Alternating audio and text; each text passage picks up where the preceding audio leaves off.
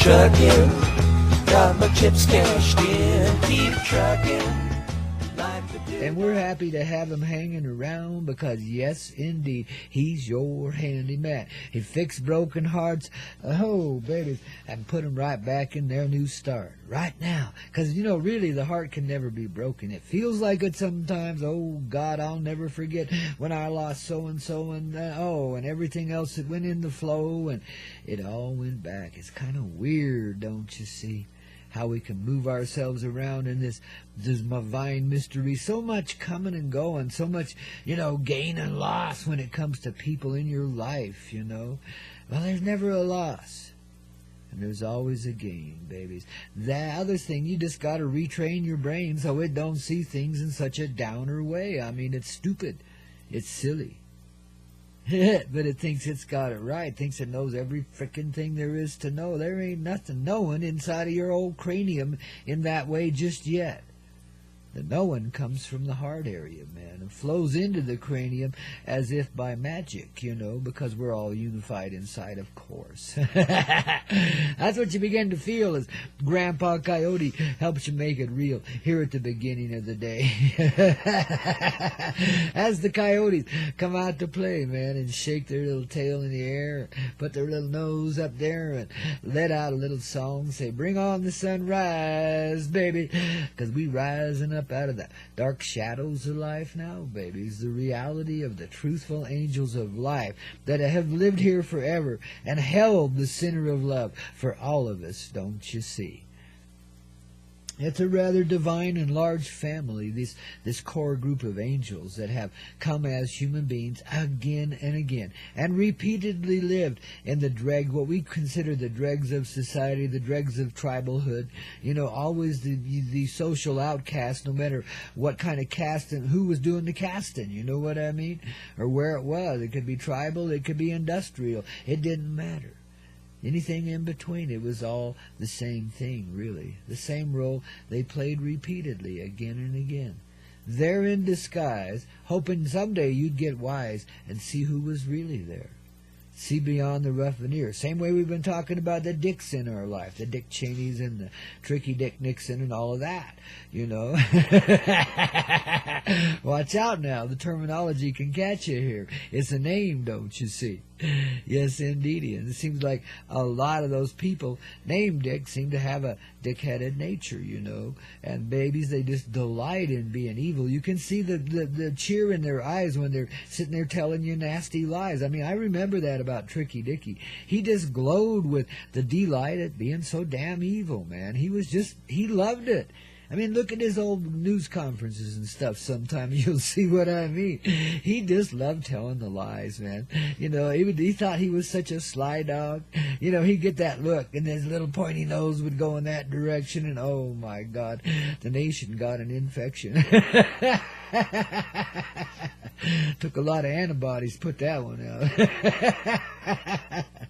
But finally he did make an exit stage left and handed his great legacy to another Dick, a Cheney guy, from out in the wild, wonderful western part of Wyoming, man. What a dickhead he is, too, man. He fits his name rather well, doesn't he? Yeah, baby, see. But we got to see beyond all of that. See the delight that they take, the love that they have for the evil way that they employ. How much they delight in killing folks. How much they delight in creating mass annihilation. They dream of it constantly. The bombs going off. They just can't wait.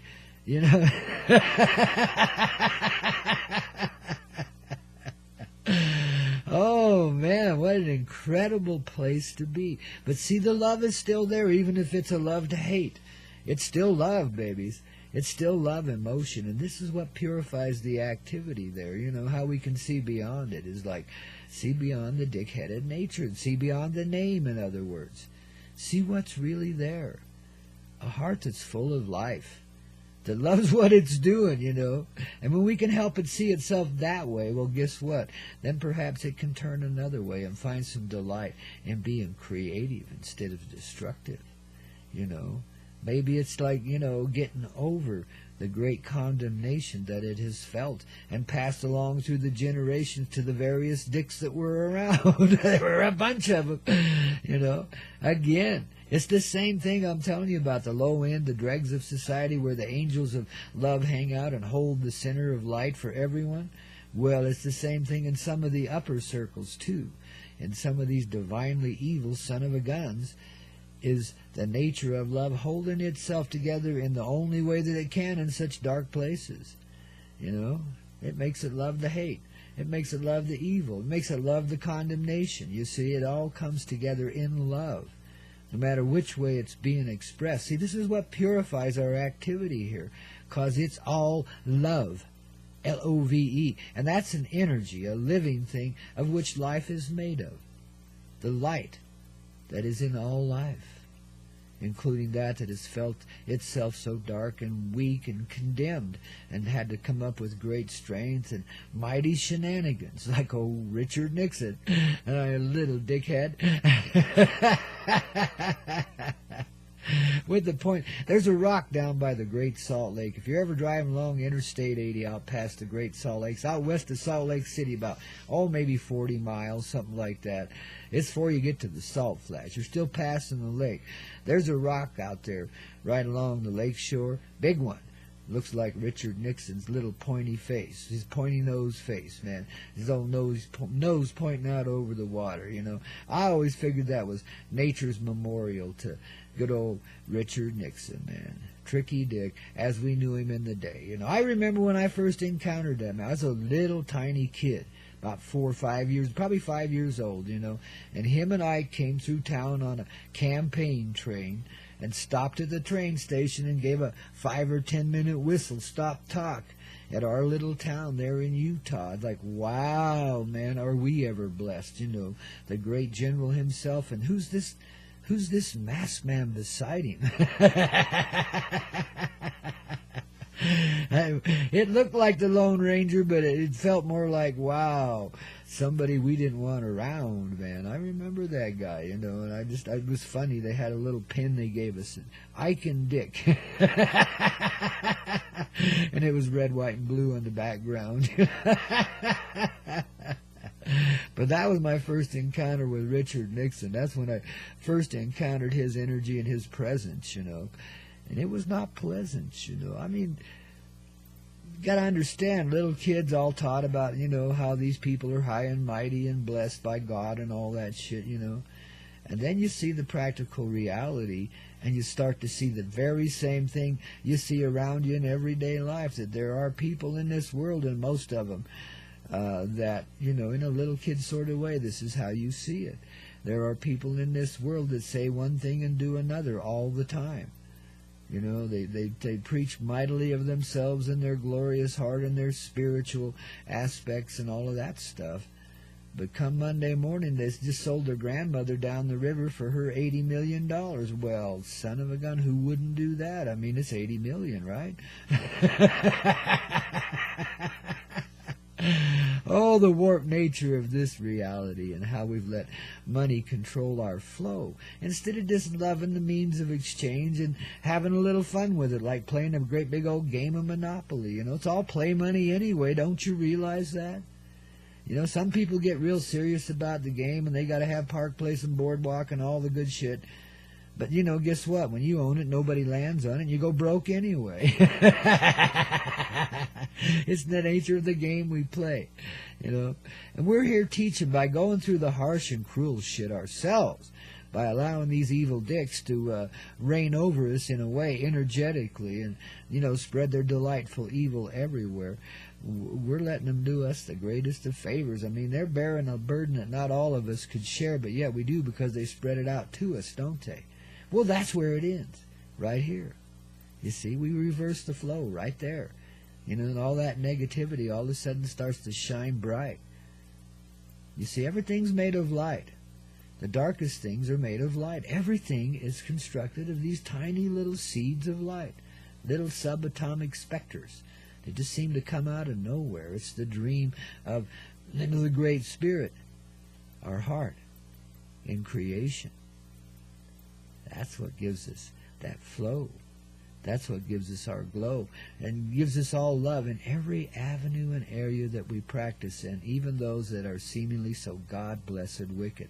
Now, I'm not saying embrace the wickedness in the way these people have, but I'm saying you can embrace the love behind it.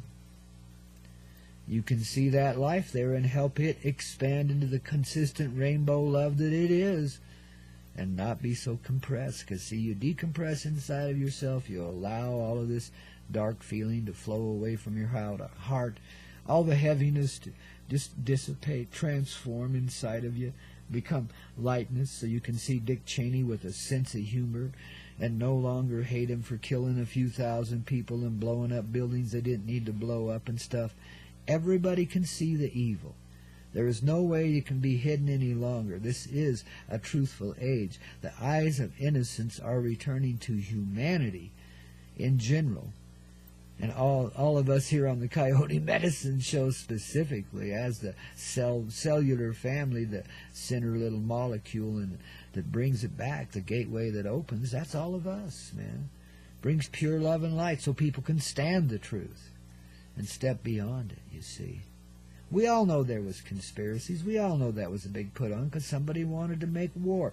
We saw that the second day that little Junior was in the White House. What did he do? He put on his leather bomber jacket and went out and started reviewing troops. That told you right there we're going to have a war. Now we need an excuse. Oh, babies, you know, I'm sorry that it went that way, and we had to put up with yet another dick that wasn't even a dick, yet Dick was behind Junior, of course. Dick was his puppet master, of course. That was the CFR's connection in the White House. That was their president, you know. They loved the guy. Because, I mean, again, he delighted in being evil, but he just wasn't very smart, you know. So they really had a rubber stamp there on their hands. They could make him do anything, you know, and Dick was there to make sure that's what happened, you see. Yeah, there's been this big club, you betcha, a super club of dignitaries in this world, as they're called, that have been the secret operative force behind the governments, all the governments of this world, not just the U.S. of A., but everywhere. They've taken over all of them, and they've had them for hundreds of years, to tell you the truth. They've just solidified their hold, a little bit here, a little bit there. See, but again, you've got to understand the nature of the darkness. It takes great delight in doing this thing. It doesn't even know why it's doing it, but it feels the condemnation of it. And it just makes it worse and worse and worse, and that's why it has to get darker and meaner, you know, because it feels like it has to punish itself. Well, it don't want to be punished, so it's going to punish everybody else right along with itself. That's the basic energy behind what you see that we call evil. I feel unblessed, therefore I'm going to be wicked, and everybody else is going to be unblessed too. That's the essential energy behind it. Damn silly, ain't it? But see, they have a way of carrying that experience from one generation to the next. They do ritual abuse and stuff on people. They do incredible activities in the background that nobody sees, where minds and hearts are being bought and sold and callously treated, you know, reprogrammed, in other words, and stuff like that. You know, I mean, they obliterate lives right and left. Nobody sees it, yet it's gone on forever. Now everybody sees it. Now everybody's getting the idea because they made a big spectacle out of their fraud called 911.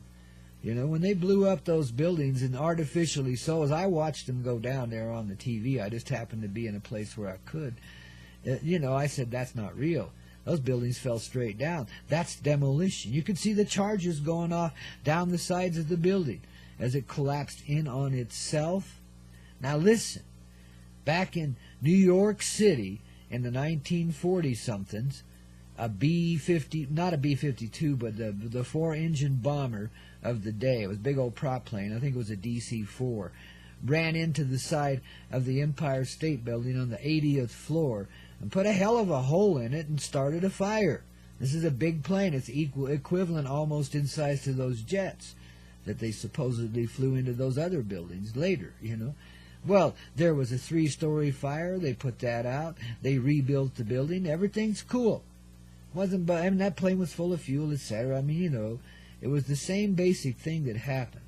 to a much older building that probably should have been weaker because the methods of making steel and stuff weren't as purified as they are these days. You know, technology keeps improving itself somewhat. Building methods may not be as cool because they get a little ramshackle nowadays, a little slipshod. You know, they get in a hurry and they don't really give a shit about the details, you know. The way the old craftsmen would build stuff to last, or at least they thought they did. You know, they'd build it as solidly and with as great a quality as they could. So there is a little difference between the Empire State Building and the newer towers that were built far more synthetically and a little more in the slipshod way. You got to remember, it's New York City where everybody's on the take, and there's corruption is the way. You know, I mean, there is no way you can build a building in that town and not pay off 1 billion people, man. You got to have some dough in your pockets, you know. And when you do, you get slipshod environments. So they were weaker buildings, absolutely. But to compare, and there's been others. There was one in Dubai that an airplane hit a big old building, didn't fall down on itself, didn't create a fire and an explosion in the basement. How the hell do you do that? When you hit up on the 100-and-something floor and you're down there in the basement blowing things up. You know, it just doesn't make sense. And, you know, so everybody can see through it. Engineers, you know, I mean, there's a whole society of engineers here in the U.S. that have, you know, come out with their endorsement for the, you know, that obviously that was a fake attack. That obviously this whole thing was engineered. Think about Building 7 right alongside the 2 towers that did get hit by a plane, it seemed. Whatever it was that hit it, who knows how they holographed the reality at that moment. The thing I wondered about before these buildings even got hit, while the planes were out meandering and I first heard about it, you know, I wondered, why aren't their fighter jets scrambled? Where the hell are they? How comes these planes can fly around for a few hours in the skies over one of the most protected nations on Earth? We got missiles all over the place, let alone fighter jets and air bases all along the coast. There ain't no way an errant airplane ever is going to get too far out of course or out of line or start to look like it's moving to make an attack that it ain't going to be fighter jets scrambled. Hell, they chase UFOs with them all the time. You know? I mean, this is our reality.